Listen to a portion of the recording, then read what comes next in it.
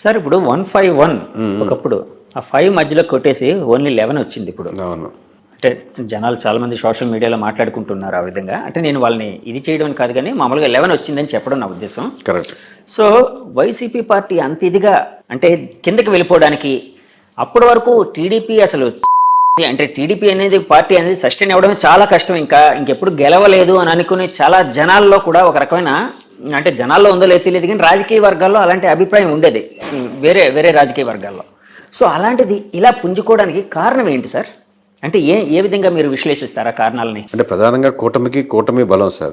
First of all vote banking ఆబ్వియస్గా combination అది ఎంత పర్సెంట్ కలిసింది, పోన్ ఎంత పర్సెంట్ పెరిగింది అనేది అది వేరే విషయం.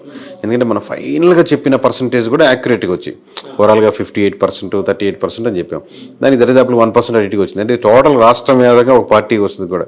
అంటే ఇండివిజువల్ నియోజకవర్గాన్ని కన్సాలిడేట్ చేసి వచ్చిన నెంబర్ అది. సో ఈ పర్సంటేజ్ ఎలా ఇంత యాక్యురసీగా చెప్పామంటే 1% దీంట్లో తగ్గుద్ది, రోడ్ల వల్ల తగ్గుద్ది, ఇంకో 1% లిక్కర్ వల్ల తగ్గుద్ది, ఇంకో 1% దీని వల్ల తగ్గుద్ది, ఇంకో 1% ఎంప్లాయీస్ వల్ల తగ్గుద్ది, ఇంకో 1% ఎంప్లాయీ కోసం ప్రిపేర్ అయ్యే వాళ్ళ కోసం జరుగుద్ది, ఇంకో 1% ఇక్కడ నుంచి చాలామంది ట్రావెల్ చేసి వాళ్ళు ప్రభావితం చేస్తారు, ఇంకో కొంత పర్సెంట్ 4 to 5% వీళ్ళతో యాడ్ అవుద్ది. ఇలా 1% అది ఓవరాల్ కాదు, నియోజకవర్గాల వరకు ఒక దగ్గర ఉండొచ్చు, ఇంకో దగ్గర రాజధాని ఎఫెక్ట్ వల్ల 2-3% వేరియన్స్ ఉండొచ్చు, ఇంకో దగ్గర వైజాగ్లో ఉండొచ్చు. ఇలా అంతా క్రోడీకరించి నెంబర్స్ చేసుకోవాల్సి వస్తుంది. అదే డేటా సైన్స్లో అదొక అద్భుతం సార్. ఇక్కడి నుంచి అంతమంది జనాలు సంక్రాంతి పండుగకి యాక్చువల్గా హైదరాబాద్ చూడగానే సంక్రాంతికి బీభత్సంగా వెళ్తూ ఉంటారు ఇక్కడ ఉండే ఆంధ్ర వాళ్ళందరూ వాళ్ళ ప్రాంతాలకి.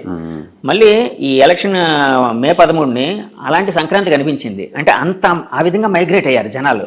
సో అది ఒక ఇన్ఫ్లుయెన్స్ చేసింది. అంటే ఈ స్టాటిస్టిక్స్ని వాటిని నెంబర్స్ని ఇన్ఫ్లుయెన్స్ చేయడానికి అది కూడా కారణం అని అనుకోవచ్చా సార్? వన్ ఆఫ్ ది అంటే ఒక ఆ బేస్ చేసుకొని ప్రతిసారి ఓటింగ్ పర్సంటేజ్ పెరిగితే ఎప్పుడు అపోజిషన్ పార్టీ గెలుస్తుందనో, ఓటింగ్ పర్సెంట్ పెరిగితే ఎప్పుడు సిట్టింగ్ పార్టీ గెలుస్తుందో అలా ఆ సీక్వెన్స్లో మనం చెప్పలేం. కానీ ఇక్కడ పెరిగినటువంటి ఓటింగ్ పర్సంటేజ్ మటుకు ఆబ్వియస్గా అపోజిషన్ పార్టీకి అడ్వాంటేజ్ అయింది. ప్లస్ అక్కడికి వెళ్ళి వాళ్ళు ఒక అవ్వాతాత వైఎస్ఆర్సీపీకి వేయాలనుకున్నా కానీ వీళ్ళు వెళ్ళి వాళ్ళు ఇన్ఫ్లుయెన్స్ చేసిన సందర్భాలు కూడా ఇంకో యాడెడ్ పర్సంటేజ్. సార్ ఇందాక కూటమి కలవడం ఒక ఓటింగ్ బలం దానివల్ల ప్లస్ అయిందని అన్నారు కదండి సార్. ఒకవేళ కూటమి అంటే టీడీపీ పార్టీ ఇండివిజువల్గా, జనసేన ఇండివిజువల్గా, బీజేపీ ఇండివిజువల్గా పోటీ చేసి ఉంటే యాక్చువల్ వైసీపీ గెలిచేది అది అందరూ అంటున్నమాట. అవునా అంటే సార్?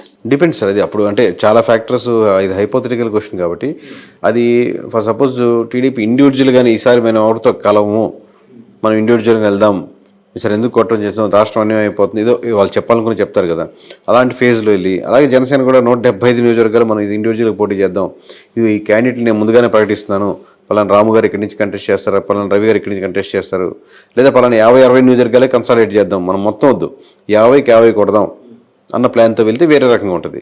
లేదు 175 పోటీ చేస్తే ఒక రకంగా ఉంటుంది. లేదు లాస్ట్లో పొత్తుల దాకా వచ్చి పొత్తులు సరిగ్గా కుదరలేదు, నువ్వు ఇచ్చేది నేను ఇచ్చేది మాట అనుకుని విడిపోయారు, అప్పుడు వేరే రకంగా ఉంటుంది. ఇలా నెంబర్ ఆఫ్ ఫ్యాక్టర్స్ బట్టి చెప్పినాం. బట్ పొత్తు లేకపోతే మటుకు చాలా నియోజకవర్గాల్లో టఫ్ ఫైట్ ఇచ్చినది. ఇప్పుడు ఏ సినారియో ఏంటి అనేది ఒక్కొక్క దాంట్లో ఒక్కొక్క అడ్వాంటేజ్ ఉంటుంది. అవునండి సార్. యాక్చువల్గా పవన్ కళ్యాణ్ గారు అంటే చంద్రబాబు గారు జైలు ఉదంతం జరిగిన తర్వాత పవన్ గారు వెళ్ళి యునానిమస్గా వాళ్ళకి అక్కడ ఒక సపోర్ట్ ఇవ్వడం అనేది ఈ రాజకీయ చిత్రాన్ని మార్చడానికి మెయిన్ కారణం అని భావించచ్చా సార్? ఒక షఫాలజిస్ట్గా భావిస్తారా?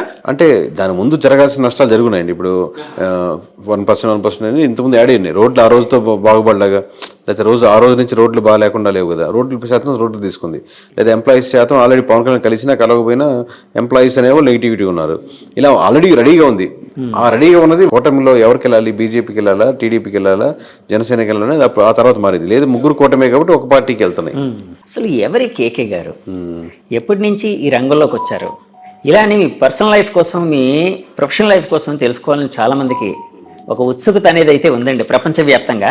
సో ఎక్కడ సార్ మీది, ఎక్కడ ప్రాంతం, ఏంటి, ఎప్పటి నుంచి ఈ ఫీల్డ్లోకి వచ్చారు? మా సొంతూరు నెల్లూరు అండి. ఈ సర్వీస్కి రాకముందు నేను 8 సంవత్సరాల వరకు సాఫ్ట్వేర్ ఇంజనీర్గా పనిచేశాను. సో దీంట్లో ప్రధానంగా రావడానికి ఒక కారణం ఏంటంటే ఏదైనా పాజిటివ్ పనులు వీళ్ళతో చేపించేదానికి ఆస్కారం ఉంటుంది ఎమ్మెల్యేలతో. ప్లస్ ఓట్ బ్యాంకింగ్ కూడా కన్వర్ట్ అవుతుంది కదా. ప్లస్ ప్రజల పల్స్ నిజంగా ఏం కోరుకుంటున్నారు, నిజంగానే అందరూ డబ్బులకే ఓట్లేస్తారా, అట్లాంటి రకరకాల డౌట్స్ ఇన్ని కరెక్ట్గా మనం నిజాయితీగా చెప్తే యూజ్ అవుద్ది. ఒకటి నా స్వార్థం ఏంటంటే వాళ్ళ చేత మంచి పనులు చేయించవచ్చని, ఒకటి ఏంటంటే మంచి పనులు చేస్తే ఓట్ బ్యాంకింగ్ కూడా మారుద్దని. సో సర్వీస్ చేయించుకున్నాం, రిజైన్ చేసి సాఫ్ట్వేర్ నుంచి బయటకు వచ్చి చాలా కష్టాలు అక్క మొక్కలు తినే పెద్ద దగ్గర ఉంటుంది, అది ఇదే పెద్ద తేడా కాదు. కానీ సో ఓవరాల్గా అది చేయడం మొదలుపెట్టింది, అది సక్సెస్ అయింది, నిజాయితీగా ఉన్నారు. ఇప్పుడు ఇంకా మీ పర్సనల్ వరకు వస్తే మా మిస్సెస్ పేరు ధనలక్ష్మి, మేము హైదరాబాద్లోనే ఉంటాం. ఓకే. నాకు 2 కొడుకులు. పెద్దవాడు 5th క్లాస్ అవుతున్నాడు, చెగువీర వాడి పేరు. రెండోవాడు వచ్చాను, వాడికి 4 years. చెగువేరా అండి? మనం చెగువీర అంటాం, అతను యాక్చువల్ ప్రొనౌన్సియేషన్ చెగువేరా అంటాం. మేము మామూలుగా చెగు అని పిలుస్తాం. మీకు అంటే ఆ ఇన్ఫ్లుయెన్స్ ఏమైనా ఉందా అంటే అలాంటిది? అతను పవన్ కళ్యాణ్ గారు ఎక్కువ ఇన్ఫ్లుయెన్స్ అయ్యేవారు? చాలా లేదు సార్. మామూలు కమ్యూనిస్ట్, మా నాన్నగారు కమ్యూనిస్ట్ లీడర్, డిస్ట్రిక్ట్ వైజ్. కొంచెం బుక్స్ చదవడం, లేకపోతే ఒకసారి లాంగ్ బ్యాక్ నేను ఒక బైక్ మీద ట్రావెల్ చేస్తూ ఉన్న ఒక మూవీ ఉండేది, కంప్లీట్ మోటార్ సైకిల్ డైరీస్ అనేది ఉంది కదా. ఆ మూవీ చూశాను మామూలుగా. చూస్తున్నప్పుడు అప్పుడు ఎవరు చెగువేరు నాకేం తెలియదు అప్పటికి. మూవీ చూసి అద్భుతంగా, నాకు ట్రావెలింగ్ ఇష్టం, బైక్ అలా ట్రావెలింగ్ అనేది. తర్వాత అలా ఎవరు అప్పుడు దాంట్లో పూర్తి ట్రాన్స్ఫర్మేషన్ ఉంటుంది అనమాట. మీరు చూస్తుంటారు మోటార్ బైక్ డైరీస్, ఆ ట్రాన్స్ఫర్మేషన్ అవన్నీ చూడడం వల్ల బాగుంది ఇతను వేరంటే అప్పుడు చెగువేరు అనేది. దాని తర్వాత నన్ను గురించి తెలుసుకున్నాను. అప్పుడు వాళ్ళ ద్వారా పవన్ కళ్యాణ్ ఇష్టం లేదా వాళ్ళ ఇష్టం సంబంధం లేదు, నేను ఇండివిజువల్గా తీసుకుంది. బట్ కోఇన్సిడెంట్లీ వాళ్ళు అదే కనెక్ట్ అయ్యింటారు, నేను అట్లా అంతే. యూనిక్నెస్ 50% అంటే కనెక్ట్ అని కూడా కాదు. ఇప్పుడు అనిల్, సునీల్, రవి, కిరణ్ అట్లా ఇన్ని రొటీన్ పేర్లు కదా. నేను స్కూల్స్ లో ఈ పేరు ఇంకోటి ఉండకూడదు అన్న 50% రీజన్. ఇంకోటి నేను కనెక్ట్ అయిన డైరీస్, దాంట్లో అతనికి ఆల్రెడీ ఆ పేరుకి ఒక స్టోరీ ఉంది, ఒక యూనిక్నెస్ ఉంది కదా అనేది. ఇట్లా రకరకాల కాన్సెప్ట్. ఇందాక మీరు ఒక మాట అన్నారు, షెఫాలజిస్ట్గా ఉంటే పొలిటీషియన్స్ మంచి పనులు చేయించచ్చు. అది ఎలా సాధ్యపడుతుందండి? అంటే మనం సర్వే అండ్ స్ట్రాటజీస్ కదా సార్. ఎమ్మెల్యే కలుస్తాం, వాళ్ళు సర్వే రిపోర్ట్ ఇస్తాం కదా. లాస్ట్లో మీరు ఇక్కడ నెగిటివిటీ చెప్తున్నప్పుడు మీరు ఈ పనులు చేయండి సార్, అక్కడ యూజ్ అవుతుంది చెప్తాం కదా. ఆయనకి అడ్వైజ్ చేస్తాం, స్ట్రాటజీ కూడా చెప్తాం కదా ఎక్కడెక్కడ నెగిటివిటీస్ ఉన్నాయో. అప్పుడు ఆ థింగ్స్ చెప్పేటప్పుడు కొంచెం అక్కడ ఏదో ఎలక్షన్స్లో పెట్టుకునే డబ్బులు, లాస్ట్ మినిట్లో పెట్టే డబ్బులు పెద్ద ఓటింగ్ % డిఫరెన్స్ ఉండదు. అది అమౌంట్ దీని మీద ఇన్వెస్ట్ చేయండి, మంచి పని మీద, ఇక్కడ కార్యక్రమం మీద. ప్రజలకు ఎంతో హెల్ప్ అవుతుంది. మీకు ఆయన కావాల్సింది ఏంది? ప్రజలకు గెలిప పక్కన పెడదాం, గెలవాలి. పోటీ చేసినప్పుడు గెలవాలి, ఫస్ట్ రీజన్ అదే. ఆ రీజన్ సక్సెస్ఫుల్ అవుతుంది కదా. అదే వేరే దగ్గర పెట్టే బదులు, రేపు పొద్దున్న లాస్ట్లో 20 కోట్లు 40 కోట్లు పెట్టే బదులు ఇక్కడ 2 కోట్లు పెట్టి ఈ గ్రామంలో ఈ సమస్యను తీర్చగలిగితే ఇది స్టాండ్గా ఉండిపోతారు. దాన్ని అడ్వర్టైజ్ చేసుకుని ఇంకో ₹1 పెట్టి, అదే సమస్య.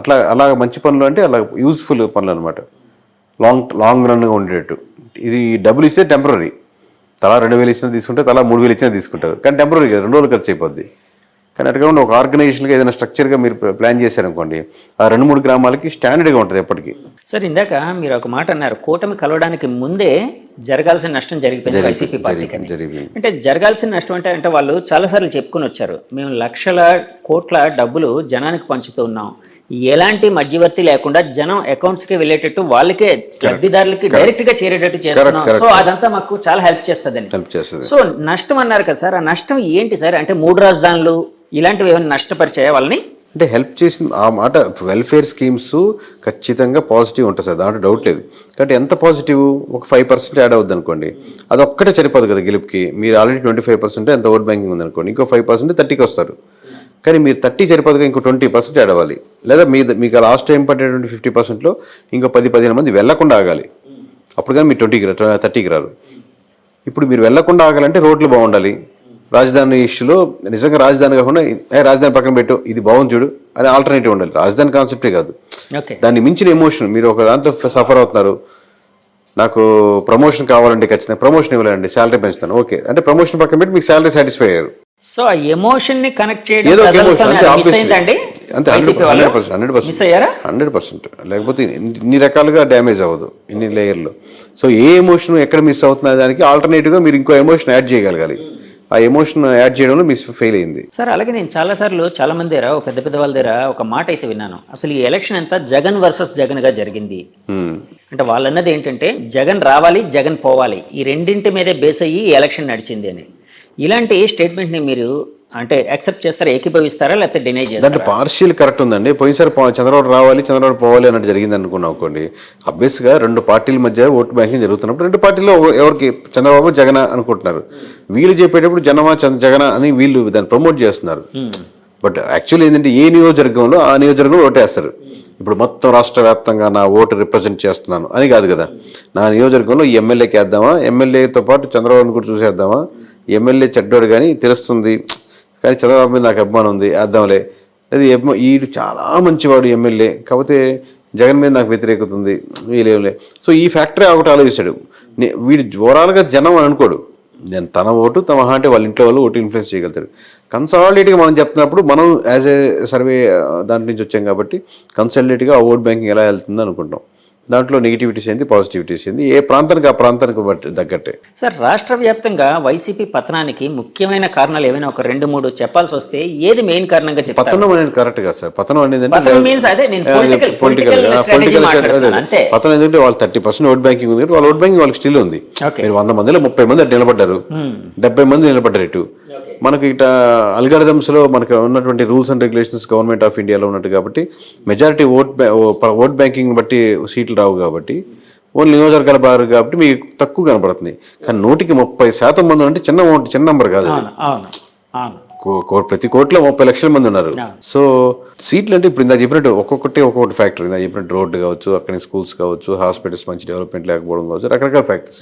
అంటే ఏదో ఒక ఎమోషనల్ కాంటాక్ట్, ఏదో ఒక రీజన్ అయితే అంటే స్టేట్ వైడ్ గా ఏదో కారణం ఉండే అవకాశం ఉంది కదండి. అట్లాంటిది ఏదంటారు? అంటే ఒక షెఫాలజిస్ట్ గా మీరు స్టేట్ వైడ్ గా అదే సార్. ఇప్పుడు మీకు ఇప్పుడు అంటే మీకు వన్ సైడ్ కనపడింది కాబట్టి అలా అనిపిస్తుంది.